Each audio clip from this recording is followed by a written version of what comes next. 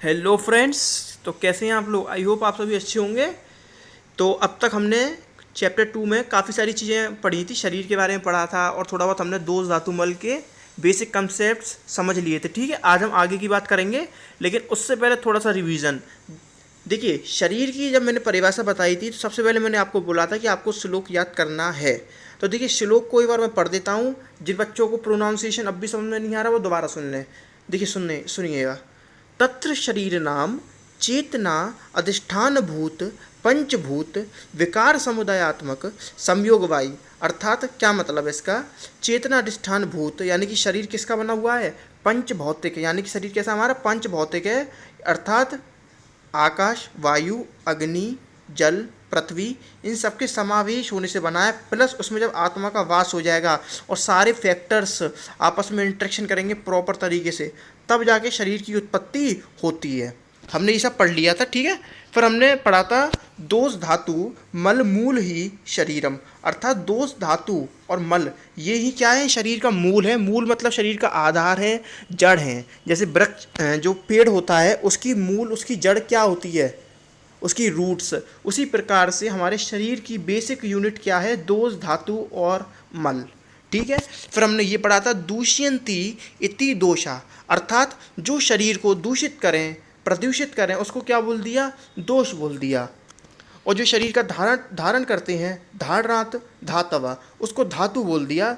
धातु 7 बताई गई हैं, रस, रक्त, मांस, मेद, अस्थि, मज्जा, शुक्र।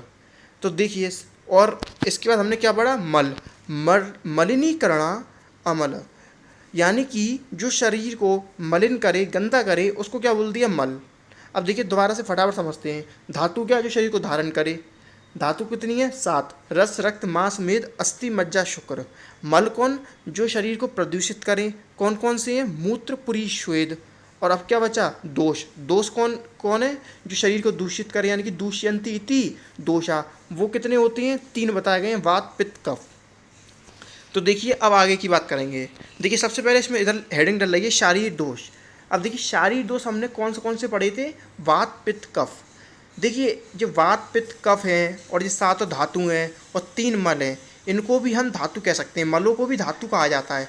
आपने देखा होगा, क्या कहते हैं, मल जब तक हमारी बॉडी में रहते हैं तब तक कोई भी चीज़ अगर ज़्यादा ही कम हो जाए लेवल से, तो वो क्या कहते हैं, नेगेटिव इफेक्ट्स शोन करती है। जैसे आपने देखा होगा डायरिया में क्या होता है, हमारा मल ज़्यादा पास हो जाता है। डायरिया में क्या होता है, मल ज़्यादा पास हो जाता है। तो आपने देखा होगा डायरिया में कितनी वीकनेस हो जाती है। इसी वजह से डायरिया में वीकनेस हो जाती है। क्यों, क्योंकि जब मल अपने लेवल से कम हो जाते हैं तो वो क्या करते हैं, शरीर में क्या करते हैं, शरीर की जो शक्ति है उसको घटा देते हैं, कम कर देते हैं।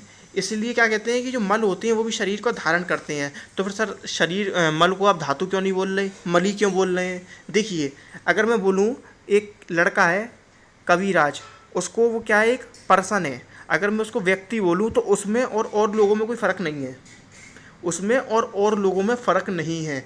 लेकिन अगर मैं बोल दूँ कविराज क्या है, कवि है, तो वो क्या एक स्पेसिफिक हो जाएगा, एक स्पेसिफिक क्वालिटी हो जाएगी, नहीं हो जाएगी, जो और लोगों से उसको डिस्टिंग्विश कर पाएगी। जैसे कि क्या कहते हैं, एक पर्सन है, अगर वो क्या है, डॉक्टर है, अगर मैं बोल दूँ पर्सन है तो इक्वल है, और लोग भी पर्सन है, सब पर्सन ही है। तो कोई क्वालिटी ऐसी नहीं है जो उसको जस्टिफाई कर पाए, अलग कर पाए, स्पेसिफाई कर पाए। लेकिन अगर मैं बोल दूँ वो डॉक्टर है, तो और लोगों से क्या एक उसको ऐसी क्वालिटी मिल गई जो और लोगों से अलग कर रही है, डिस्टिंग्विश कर रही है। भले ही तब वो क्लिनिक में हो या ना हो, डॉक्टर डॉक्टर ही है।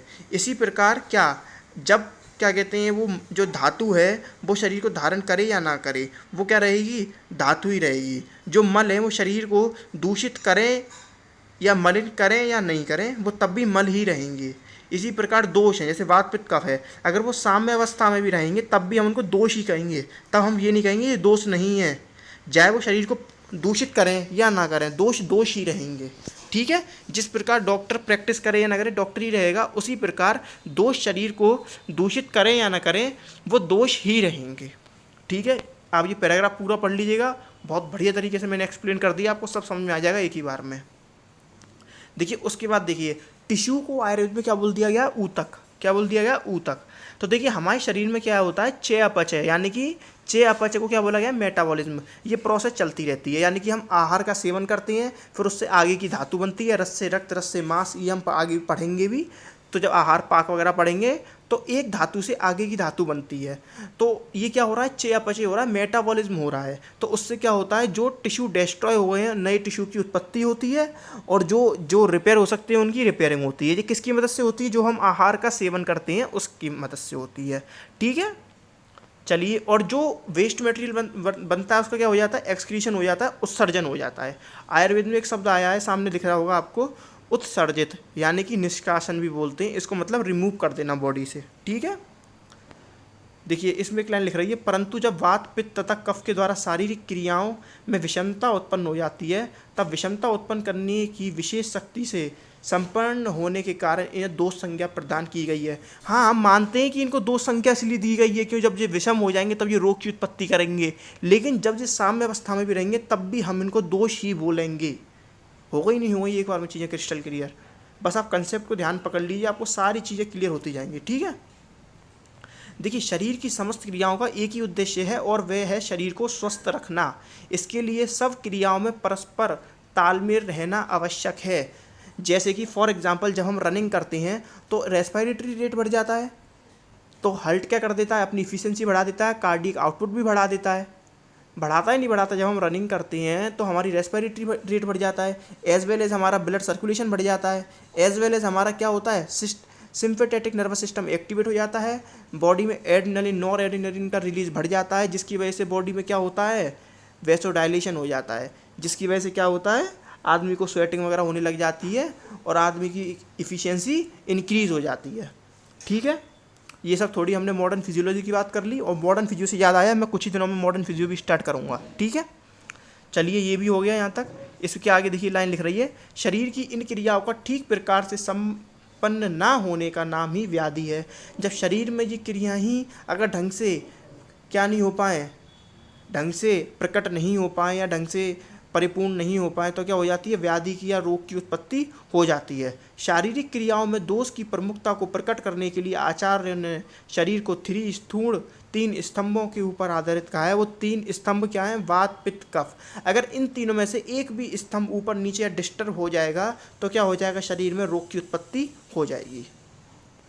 वात पित्त कफ शरीर की उत्पत्ति के कारण है। शरीर, अब देखिए इनके स्थान की बात यहाँ पे करिए। अब हम आगे जो करेंगे, आगे हम इसके जो अगला चैप्टर है, नेक्स्ट चैप्टर, उसमें हम डिटेल में बात करेंगे स्थान में। लेकिन अभी हम अष्टांग के हिसाब से बात करें। अष्टांग में मैंने बता दिया था, नाभि के नीचे कौन रहता है, वात रहता है। नाभि और हृदय के मध्य में कौन रहता है, पित्त रहता है। और हृदय के ऊपरी भाग में कौन रहता है, कफ रहता है। तो इस पैराग्राफ में यही बताया गया, वात पित्त कफ शरीर के उत्पत्ति के कारण है। शरीर में नीचे, नाभि के नीचे वात का स्थान, मध्य में पित्त का स्थान और ऊपर, हृदय से ऊपर कफ का स्थान माना गया है।